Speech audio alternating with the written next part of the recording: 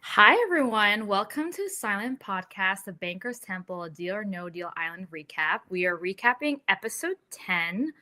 And Cheyenne, how are you doing? I've been better. I'm not a super fan of how this episode went. Obviously, our boy Philip, now that we have an emotional attachment, it's even worse. Seeing how he gave up the bag, it's like a heart burst, not a heart burst, a little crack. It's like a second crack. And I'm like, this episode, not my best favorite scenario. But yeah, how about you? Yeah, I feel similar. I feel like last week's episode ended with such a bang, right? And then this week was very did that have to be a cliffhanger? I feel like what David was going to do is obvious. Honestly, I feel like Dondi got an order of we need to fill up 10 weeks of time. So can you give us 10 episodes? But they didn't have 10 episodes of content. So I really feel like they're stretching it out. But yeah, Katie, how are you doing? I'm personally doing well. The show, I'm here. I feel like we're all limping to the finish line at this point and just waiting to see, is Parvati going to take it? Is David going to take it? Feels like those are the two likely outcomes, but we're here. We're doing it. I hate to be that person who's like the show. I mean, I said it when it happened, but the show ended with Dr. Will leaving. I feel like the excitement ended with Dr. Will leaving. I'm sorry, my stand card is still active. But I'm sticking through it. I'm sticking through it. There's a lot to talk about. That's for sure. There is a lot to talk about. Do people have impressions on how they felt about the cliffhanger? If we want to start there. I know when I saw it, I was texting you both. I was like, what the fuck, another cliffhanger ending? And so yeah, what are people's thoughts? I will I was really repost that sentiment. I would say retweet, but I'm anti-Twitter, yeah. so I'll repost, I'll reskeet that. Shout out to Blue Sky. I was doubly, I think, confused because I saw the after show with Rob. It's how YouTube starts before you're actually clicking a video. And so I saw the very beginning seconds of it where Philip says, "I'm not good at math." And so with watching the show after seeing that video, I thought, oh, David's going to eliminate CK. Philip's going to face the banker, and he loses against the banker because he's bad at math. And it's like, no, he was eliminated, and we didn't see who gets to go against the banker.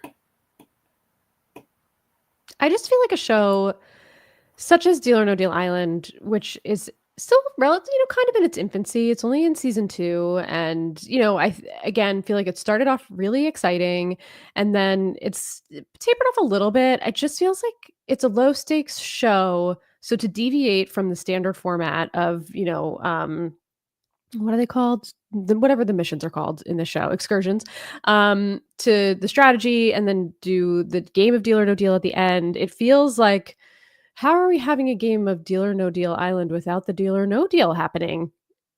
It's only Island. Right. This episode was all Island. No Deal or No Deal, all Island. Right. No, it's totally the premise is no longer there. So then it's just what even is this show, right? We want the fake, yeah, Right. low numbers only.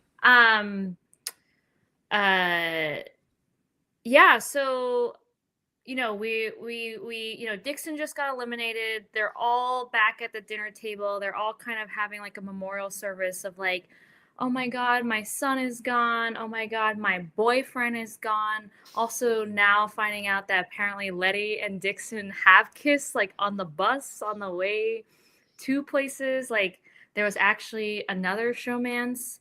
But yeah, I felt like there was some interesting. Well, it wasn't.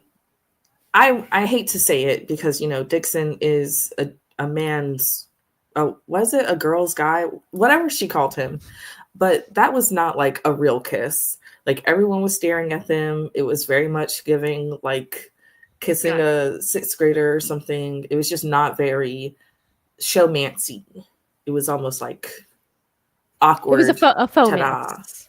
Yeah. Yeah, Maybe just a like little more jokey joke. spin the bottle kiss rather than like an intimate kiss underneath the rain where Lachelle is telling you, don't let that man ruin your game. And she clocked um, it. but yeah, I mean, I thought there, you know, we're back from the temple where Letty eliminates her own boyfriend, Dixon. How did you guys think about, I don't know, Dixon's funeral after the temple? Or Dixon's memorial service? I think it was nice. They gave him his flowers, but I do feel like I just don't love the. I guess it's not a parasocial relationship because they're in a real like social relationship, but the fake family stuff, it's a little too much for me, especially now that Dixon is gone and they're like, okay, husband and wife have to go talk about the memorial to their son. I'm like, okay, guys, you can stop now. Like, your son is gone. You don't have to be a fake family anymore. We could just stop and say like, oh, Dixon was great and we really liked him. Like, shout out to Dixon. It's weird. It's like, it's getting weird. It's been weird. It's getting weirder. I don't like it. I don't like it. Yeah. That is one of the first things I noted about this episode. It's like, oh wow, David and Parvati just locked in their final two for the 18th time in this show's season. Publicly. Amazing. Yeah. Who could have guessed? Right. Yeah. I love how they tried to snub Letty by saying, you've done enough. Like, she literally was like, should I come? Should I come? And they're like, no, you're good here.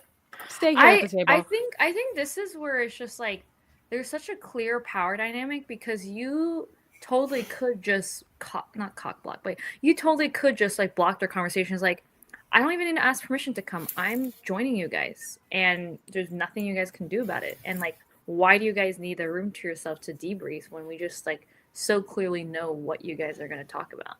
You know, right?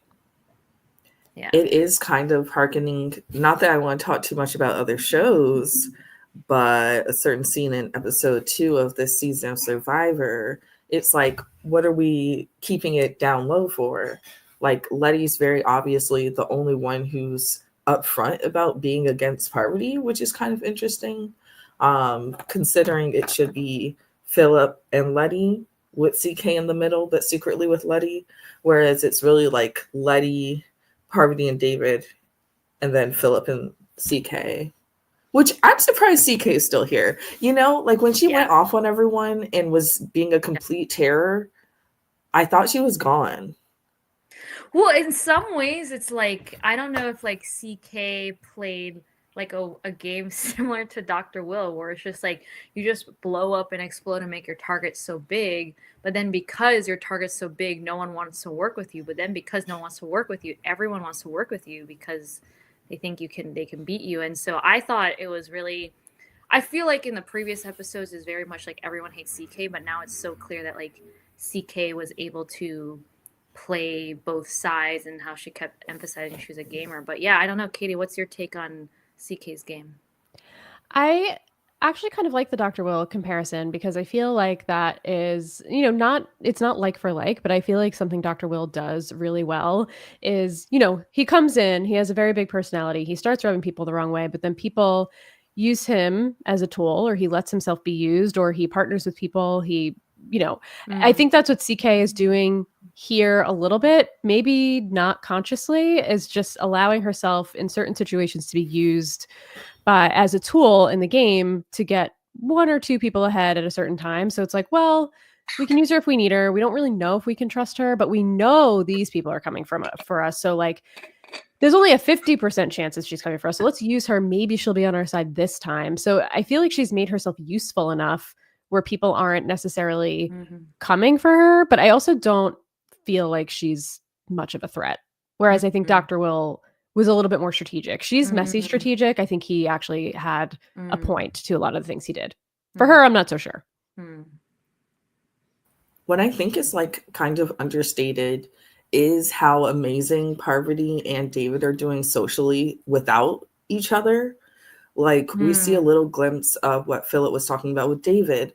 We saw it just like with those two scenes with yoga, but they were gym partners. And Letty was also someone who worked out with them. And that's what Dixon told us last week, is that they had their little gym hub. we've also noticed ever since CK went off in front of Letty and Philip, that her and Parvati have been getting closer behind the scenes. And it's like there's so much that we wouldn't know if we hadn't have talked to these players, that it's like it's kind of going unsaid that like Parvati's doing a great job by herself. Everyone who gets mad at her, she's able to turn them back to being her friend. Even Philip is not even like super anti-Parvati. He's looking to David to say, we need to get Parvati out to win this game. And if David doesn't say it, he's not saying it. And Philip's like, all right, well, I guess that's it. And so I don't know. I just want to appreciate for a second, even though we like the underdogs, that David's doing amazing. He definitely outplayed Philip this episode. Oh, big time. Yeah, and I think it's insane that like David, who is clearly going to win the challenge and is such an athletic prowess, has been able to get this far. Like, I think for Parvati, you can make the case of like, okay, like she's an amazing social player. Like, of course she's going to get really far, but also people see her as not a physical threat in the end. But like, how are you letting David skate by? And I agree with you. I think David's doing a phenomenal job of having the family, but also having these individual relationships that, like, you know, he built something with Philip, made Philip feel like he was in control, and then unfortunately stabbed Philip in the back. I think, and I said this to you guys offline with Isaiah as well in like our group chat, but I think for me, I don't love the dynamic of reality TV players, seasoned reality TV players, titans of reality TV, winners, 3 winners of their shows, versus unseasoned first-time players, TBD if some were recruited, TBD if some were not. I know when you guys spoke to Philip and I wasn't able to be here, he kind of said that too, of like, we're still learning what we're supposed to be doing. Yeah. It's not a fair matchup. So it's hard sometimes, I think, to watch. I think this episode was a good example of that, the excursion. It's like, if anybody who is a reality TV player or someone who watches often and is a big fan, I know Philip seemed like he actually is a big reality TV fan, but like the moment that David, and not to get too far ahead, but is like extremely struggling in the challenge, that means you have it in the bag. Just like it's like the wall in Big Brother. When someone's trying to cut a deal with you, it means they're about to fall. Like, just it's hard, I guess, to watch people who are so experienced, have played multiple seasons of TV, play against complete novices to the game. And it's not a knock on the, you know, the normal, I mean, I guess everybody's normal. I shouldn't say normal, but like the, you know, the non-reality TV players, it's just hard to, it's a huge learning curve, and it just sets them all up for failure. And I kind of feel like that's a little bit what we're seeing here, which it's fun. And the cast was fun. I feel like we got a lot of really fun individual people, but the gameplay is tough because they just really don't stand a chance. Yeah. I thought it was, I just thought it was really interesting that every time Philip was making the case against Parvati to David, he was saying, I don't think another Survivor winner should win more money. I don't think someone should win more than $1 million on TV. And I think that at some point that's when David was like, well, sounds like you don't want me to win, and I can cut you off now. Bye. Like, yeah, I bet that didn't. Favors. Exactly. Yeah. Well, I mean, that means just Parvati is doing such a great job at keeping David's secret, and like no one has suspected David at all, even though like he literally is, you know, one Australian amongst a ton of Americans. Like, so they're doing a great job. But no, I would be curious to hear from Philip again, because I kind of thought like it's kind of like the personal offer, right? Where it's like, you know, Miranda walked away with $40K last season, and it was like, I think in your head, like I kind of have to not fault Philip, where it's like he's never had 75K in his life. 75K is so much freaking money. 75K is more than the money that I don't want to spoil, but it's more money than the winner split. Yep. In the most recent seasons of of the Traders. And so I just feel like if you feel like you're not going to get to the end, you're going to take that 75K. So I wonder if like Philip already made that calculation and he didn't really care about getting to the end, and David was able to capitalize that. Like, I honestly, if I was in Philip's shoes, I probably would have done the same thing. But I think it just shows that, like, I mean, I'm not a particularly competitive person, and I'm just like, I don't always believe I can get to the end. So I'm like, if I have guaranteed money, like, I'm just gonna take it.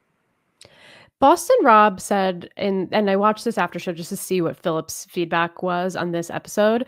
Boston Rob laid out the game, the optimal game move that Philip could have and should have made here. And I was thinking not exactly the same, but similar when I was watching, is that if Phillips stayed and dropped the bag either at the same time, well, I guess the same time he would have gotten the money, but 0.1 second after David dropped his bag, he would have still gotten the 75K, but Letty would have still been in power. So it would have completely changed the whole game. Like, once David dropped, Philip should have dropped right away. At the same time? Either the same time to give the power to Letty, and at least, like, that's the best opportunity you have at being safe because they would have split the case, or or just let him drop and then drop right after, take the 75K, which I think was unclear in the rules. I mean, I guess not. You're the last person standing, so you drop the bag regardless of what case it is, and you get to take the money. Philip could have done it at the exact same time, made sure that David and Parv were not safe for this excursion, and given Letty a chance to really keep the reins, take the reins, make a decision on who to vote off the island, and it would have broken up the Parvati David stronghold. But instead, I think he just thought too reactively and was like, I see the 75K flashing before me, I'm going to take it, without really thinking through the timing or the potential. Like, I could actually make this a game move and take the money, and which is what a seasoned reality player probably would have done. Yes, I think it's very, I mean, yes, they did have like an hour up there to think, right? So that, I guess, that's the thing. Yes, they have a ton of time to think about what's the right great move. At the same time, you're also like holding so much weight, so maybe you really cannot think of anything except for like what's directly in front of you. But yeah, how did Philip react to Boston Rob bringing that up? That was when he was like, I'm not good at math. I'm an English teacher. And I mean, I understand that we're watching it, post haste, like it's over. But do we really know what he wanted before the challenge started? We don't. We don't know what Philip entered the challenge with expectations. Did he go into it wanting to eliminate Parvati? Did he go into it wanting to eliminate David? I doubt it. He probably just went in it like, I'm going to do my best. He did it. He knew that he could outlast everyone. Ultimately, he didn't make the best game decision for himself as an individual. And that's unfortunate. But I don't think he ultimately made a plan that was failed. If that makes any sense. He played how he wanted to play. It's just not the most optimal strategy. I think the unfortunate thing about it too is that it just puts Letty in a really difficult position, whereas if, Letty, I think, was really counting on Philip to go for the gold here and not, let David win. And CK as well. I mean, it seemed like they spoke ahead of time. They made sure, like, we have the numbers. We want to go against these people. Again, who knows how serious? And you can't really trust CK, right? Obviously, everybody knows that. But at least Philip and Letty seemed locked in enough where I was surprised that he wouldn't have maneuvered a way to make sure at least Letty kept the power. And I just feel like the highest case. They weren't strong enough, unfortunately. Like, even if Letty had yelled from the thing, like, Philip, don't let him do it. I would be the winner right now. If they had the trust in each other to like actually say these things out loud, I wish that would have been a possibility. But yeah, I wonder if he knew that. I wonder if he knew that by David getting the highest level that he was effectively making Letty a sitting duck. Like, did he care? We didn't really see him make any efforts to talk to Letty as a game player. Only David. Yeah, especially this episode. So what do there was another interesting dropping of the money bags, which was CK and Parvati not being able to communicate and both of them dropping their bag at the same time and splitting the money. How, like, I think it was presented to us as a like maybe a miscommunication, but I also feel like it could have been strategic on either of their parts, right? So what do you guys think? I think it was a calculated move on CK's part. I think Parvati wanted the case because I don't think she wanted to be at risk. She hasn't been at risk this whole time. She's been safe throughout this entire season. There's 2 episodes left, Which and is she's a been safe every fantastic episode. strategy, by the way. Just Yeah, be safe and never be at risk for elimination, and then you will never be chosen. yeah, it's great. But you know, unfortunately, I think I don't know if it's that she underestimated CK or trusted CK too much, but I think that was definitely a move that CK made on purpose because as soon as Parv said I want it, she dropped. And we heard CK. I mean, this was a big CK episode for me, and I think I'm kind of coming around to rooting for her chaotic energy because Yeah. she's at least trying. She's going for it. I don't know what she's going for, but she's going for it, and I have to give her credit. Like she's at least an opposing force in some way or another, and she's not handing anything to anybody. So I got to give her that. Her and Letty. I'm It's rooting for them funny both. because I feel like normally when you do that, you just tell everyone what they want to hear. You're gonna get caught. But the thing is, like, the beauty of like no one trusting her is like they have no choice but to try to trust her, right? So she can actually legitimately just say whatever she wants. So people are like, okay, fine. Like I don't have any other options. But yeah, I think you're right. I do feel like CK is playing into what Parvati wants. Like I think one example is like Parvati's like, I'm manipulating her while I'm showering. I'm trying to make her feel bad, and I'm trying not to make her like eat her words. And then you just have the confession from CK is like, I don't care. I'm getting Parvati out. You know, like, but she is like she's like appeasing Parvati. She's like, yeah, you're right. I'm sorry. I don't know why I brought that up. So I really do think CK is playing the game, and I think she's such a unique person to have put on the island. But yeah, Cheyenne, what are your takes on CK and Parvati?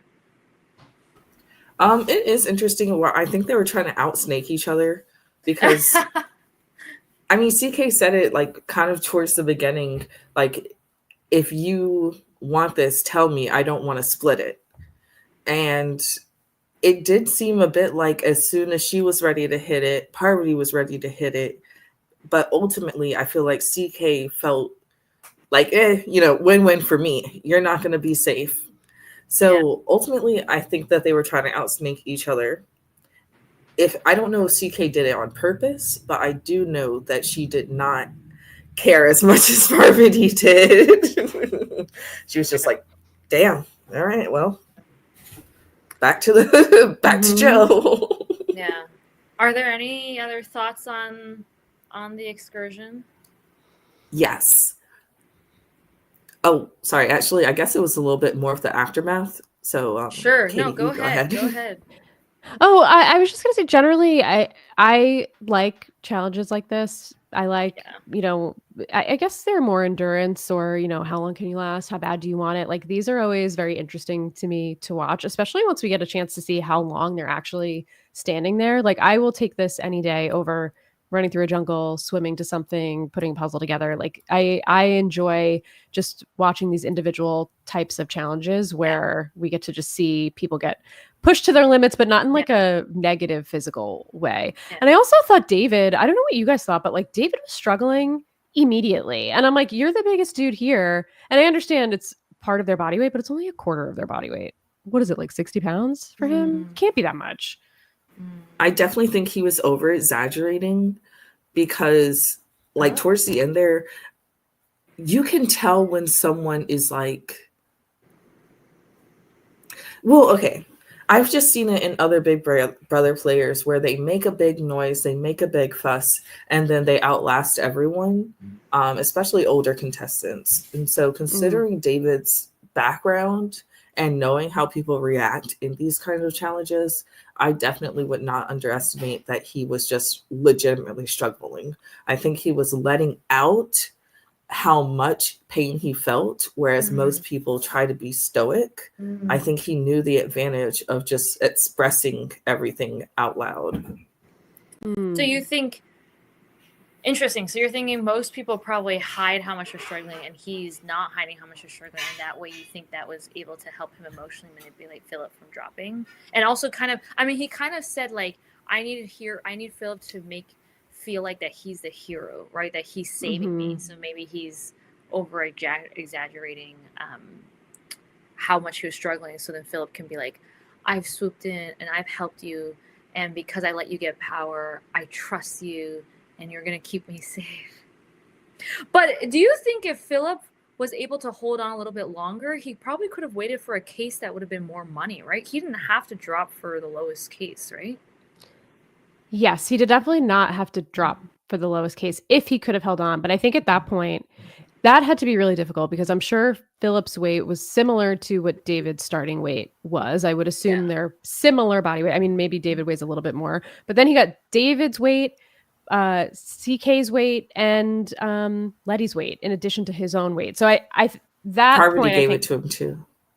CK, right, and he had oh, he Parvati. gets all of their weight from David too. He got all of the weight that David was carrying, in addition to, you're right, Oh, I forgot Parvati. I think he had to hold on to, no, you're totally right. He had to hold on to everyone's weight being last. Yeah, because I think they just took what David had and then gave it all. I think at the end, Philip had all the weight. That's the way it seemed. Maybe it was just David's original weight, but I think it was everybody's. So that is really difficult.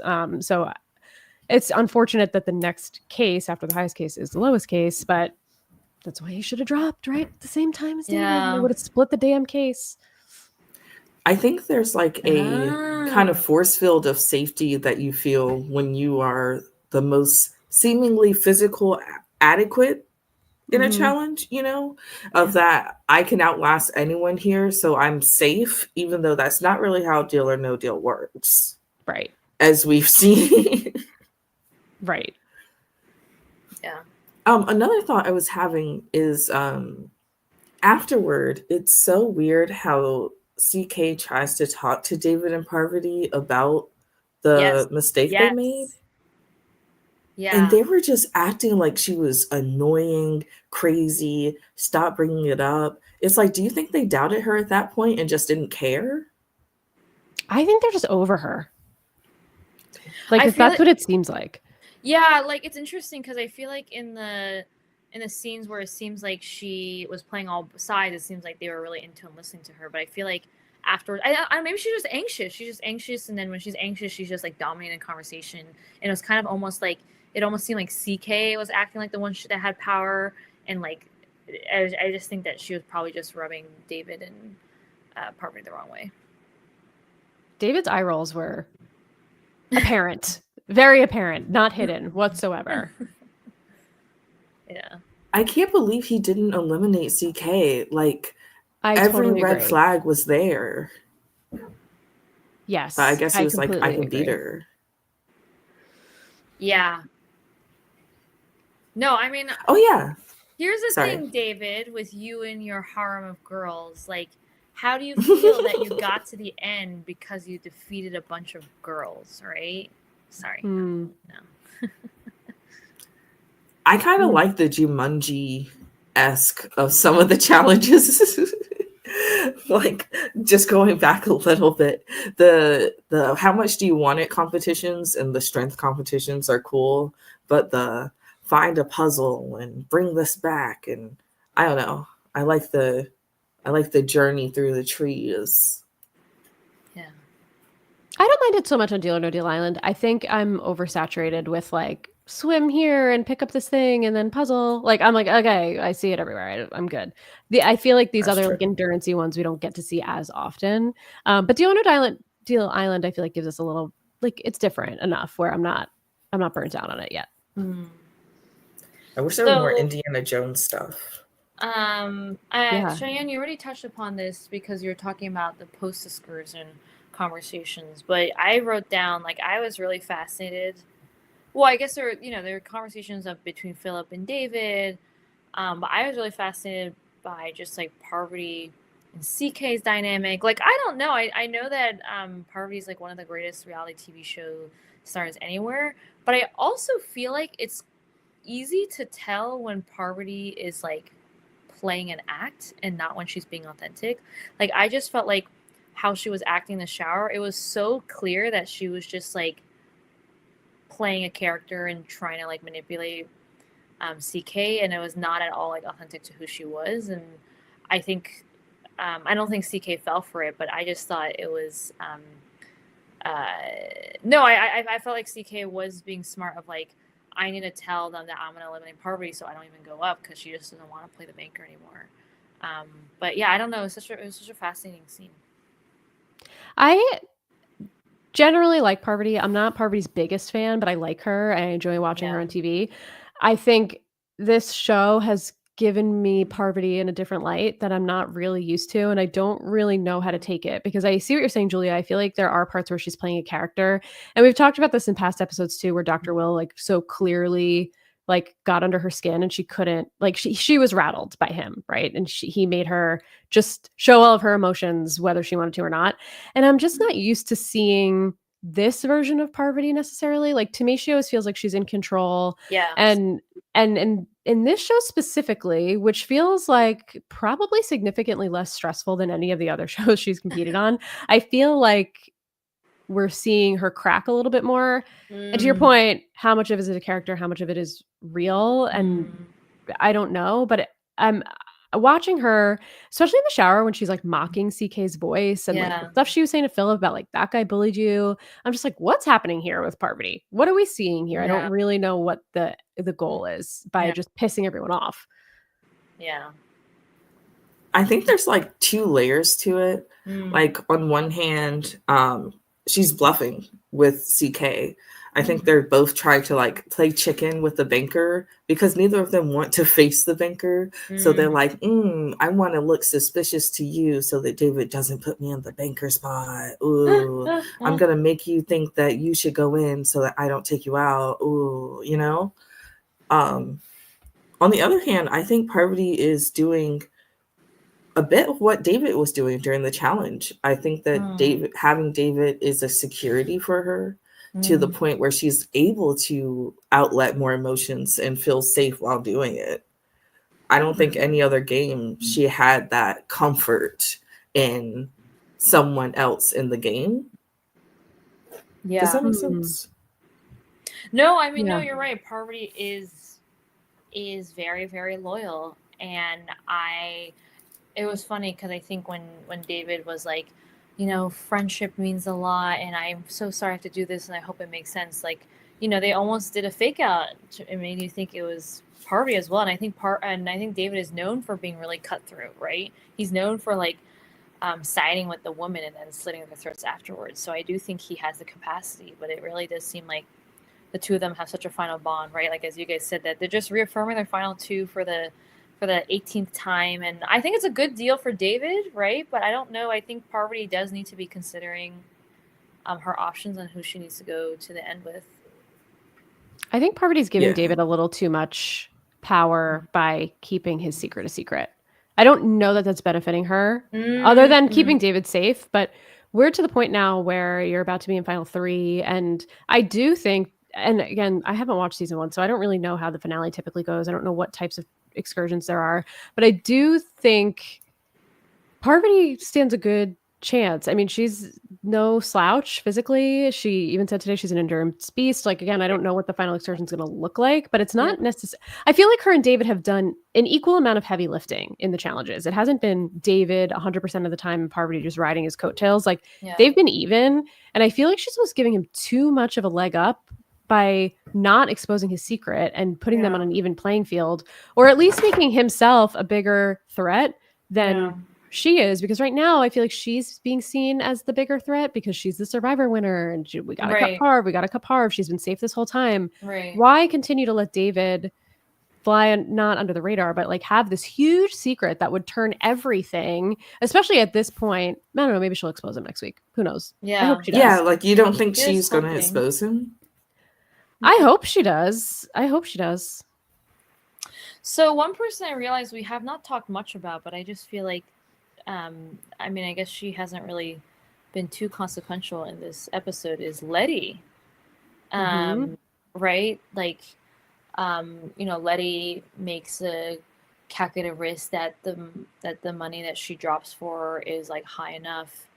And then, I mean, she thinks basically she's going home and everyone wants her out. She's such a physical threat.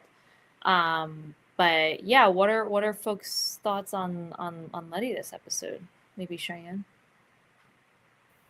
Not too many thoughts on Letty. She's still being a badass. She's still trying her best. She's the only one. That awkward scene at the beginning of the episode where she was like, I can just call you out to your face. And Parvati was like, cool. I don't know. I guess I'm still kind of stuck at David eliminating Philip, because when he was giving that speech, I thought he was actually going to once again eliminate CK, and that would be a betrayal to Parvati, because obviously CK was like one of her numbers.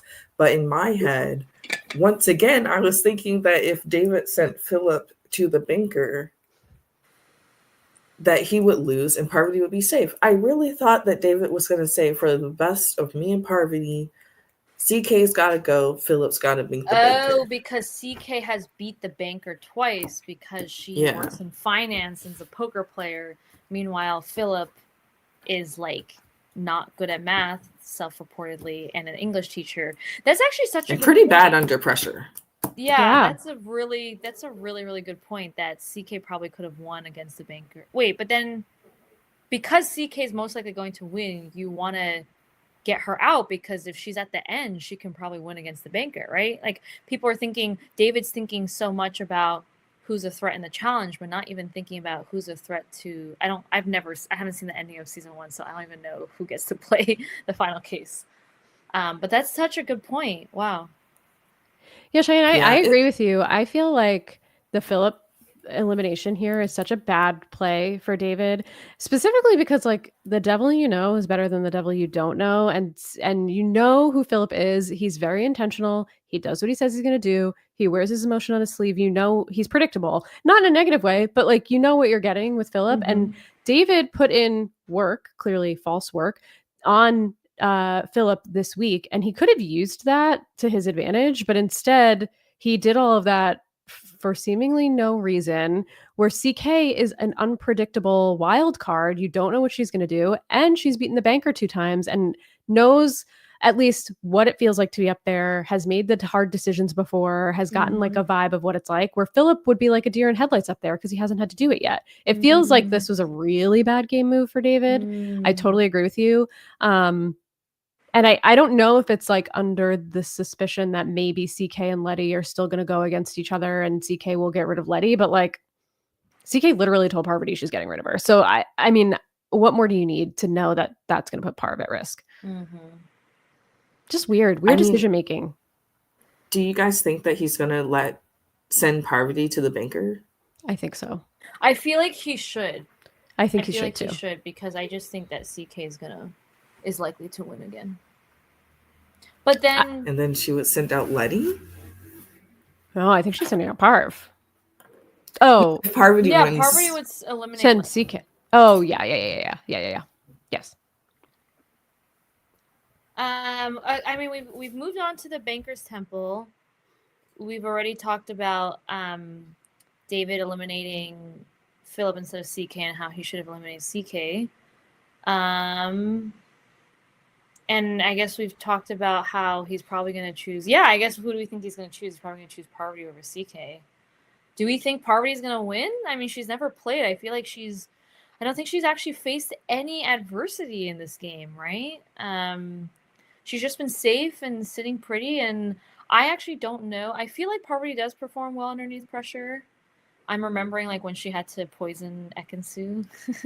Yeah. And I thought she did a great job, and I haven't finished season 2, so I don't know if like people noticed what she did, but yeah, I don't know. I feel like I think the chances of Parvati doing as well as CK are lower, but I still think Parvati is a really smart person and can probably do really well. And also maybe the producers are incentivized to keep her around, so they're probably going to try to give her a good deal unless she's going to be really stupid. I don't know. I am surprised that Parvati does not want to play the banker. Because it to me feels like having any bit of control is a benefit than versus leaving your complete fate in someone else's hands. Again, who's a complete wild card, who said to your face, I'm going to get you out. Which then, once she said that, Parvati's like, okay, fine, I'll play. But I don't know. To me, I mean, and we saw this from other players this season. I feel like Dixon was even saying like, if I'm at risk, like I want to play, like let me play so I can at least control my fate a little bit. Yeah. I'm surprised that Parv, especially after being safe for 10 episodes, is not. Yeah, I mean, wanting to go stay in big or control. go home, right? Like the bigger Right. the risk, the bigger reward, and I think she is definitely playing it a little bit safe. Yeah. Yeah. I mean, honestly, that's all for me. Yeah. Well, I do think that Parvati's luck is going to run out. I think if she faces the banker, she's going to make a bad deal. Interesting. Okay. Interesting. Yeah. Any final thoughts before we wrap up? The only quick observation I had, very quick, is that I thought the showmance edit this season was very bizarre. Like we got a whole montage of like a David Parv showmance, even though they're like not technically a showmance, but like they edited it very much to make it seem like they were a showmance. And I thought that was so strange because I believe David is married. Yes, he is married to a fitness model and has kids. And yeah, I know he said he has 4 kids. I think Parv was dating Mae Martin at the time. Yes, and I think so. As of 2 or 3 weeks ago, they're still undefined. I don't know. They haven't fully broken up. I'm not sure. Maybe my information. I don't know if anyone knows. Honestly, I didn't think it was that big. I don't really see showmance. I just saw like final 2. Even what they were saying, you know, I just like edit wise, I didn't see that, you know, because most people are cuddling at some point. They're doing more physical touch. I think that if they really wanted to showcase it in a showmance way, they could put in any of that. Like I'm sure they made physical contact on the island. That's just the type of people they are. But I don't see that as the edit. Oh, I feel like we got that. I feel like we got like hugs and like arms around. I don't know. Maybe this is all, and I'm imagining things. But even in my mind, which this is probably not real, I feel like it was almost in slow-mo. Really? Yeah, I know. Right? I think Parvati's confessional was like, I have an affection for David, and then they show them cuddling. Yeah, I thought they'd show more. Not gonna lie. No, that's true. I think I'm probably somewhere in the middle over the two of you. I don't know that it was intentional on Parv and David's side, but I think the editors wanted us to you know, have that. Yeah. You know, they were trying to put that out there into the ether. And I mean, Dr. Will said in his after show too, like they're a showmance. Whether or not they're in a relationship, they're a showmance because they're 1 and 2 that's partners. What a showmance is, right? Yeah, it doesn't unbreakable. Always have to. It's for the show, and it doesn't always have to. I mean, anything's gonna happen afterwards. Yeah. But I want I'm glad they kept in the edit of Letty calling Dixon her boyfriend, but I still want my Letty Dixon edit of them kissing on the bus in public. I don't know. We need a reunion for this show with these clips. There might be one. Do they have a reunion? Do you know, Shay? I don't know. The last 2 episodes are the last episode's on March 25th. We don't know if that's actually the final or the reunion. Ooh. But do you know, do they have a reunion for season 1? I don't recall. Like maybe it's just Boston Rob's after show. I don't know. No way. They definitely. I don't recall. I don't want to lie. Got it. Okay. I want one. Well, who do I petition? Last call for any final thoughts. Otherwise, I'm going to ask Cheyenne, where can people find you? Yep. So I'm in the New York tri-state area doing comedy. I have a show coming up April 4th and 1st. Yeah. So you can follow me on Instagram, Cheyenne New, because I'm a know-it-all. I know things. I have a YouTube channel. I'll probably post some point once I have a room that's decorated. Amazing. That's exciting. Katie, where can folks find you? I'm not doing anything as cool as Cheyenne. But you can find me at realsimkatie.bluesky.social. And we just did our final episode of Sign the Traitors, talking about the finale. I made some people mad in our comments, and I apologize to anybody who didn't like what I had to say. I don't mean to be offensive if I was. I'm apologizing to anyone who was offended by any of my comments. It wasn't that bad, I promise. But I'm sorry. I'm writing for Danielle forever. I apologize. But I'll double down on it. I'm not sorry for that. And here next week and the week after. And that's it. We That's what I'm up have Katie will always ride for the Big Brother players like Dr. Will and Danielle. Depends on the Big Brother player, but yes. The old school Big Brother Yes. players, BB2, BB3. Mm-hmm. And yeah, we have 2 more episodes we're going to be covering next week and the following week. And so I'm Julia. As you guys all know, I don't have social media and I like keeping it that way. And I do not have anything else besides this. So thank you guys all for joining, and we'll see you next week. Bye.